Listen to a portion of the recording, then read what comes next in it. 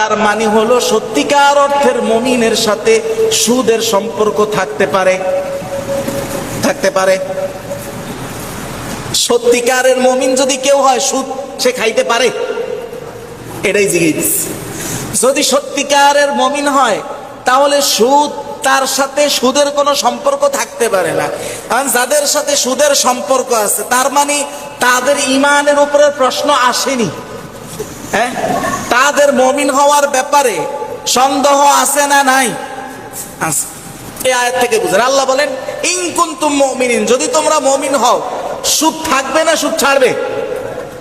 এখন সে সুদ ছাড়তেছে না, আবার সমাজে সে সামাজিকভাবে সে মুমিন হিসেবে স্বীকৃত, সামাজিক স্বীকৃতির জায়গা থেকে মুমিন। এখন এটা সামাজিক স্বীকৃতির জায়গা থেকে মুমিন হলেও আল্লাহর কাছে সে মুমিন হওয়ার ব্যাপারে যথেষ্ট সন্দেহ আছে না নাই? আছে। এখন যদি এই সুদ যদি কেউ না ছাড়ে, তার ব্যাপারে আল্লাহ তাআলা বলতেছেন সূরা বাকারার 279 নম্বর আয়াতের বর্ণনায় আল্লাহ তাআলা বলেন ফাইল্লাম তাফআলু ফাযনু বিহারবিম মিনাল্লাহি ওয়া রাসূলি।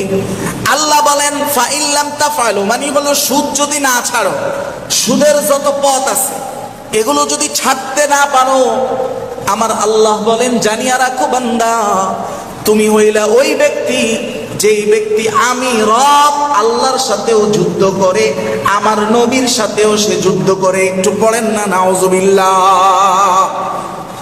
তাহলে যে সুদ খায়, যার সাথে সুদের কোনো না কোনো কানেকশন আছে, সম্পর্ক আছে, এক নম্বরে তার যুদ্ধ কার সাথে? স্বয়ং আল্লাহর সাথে।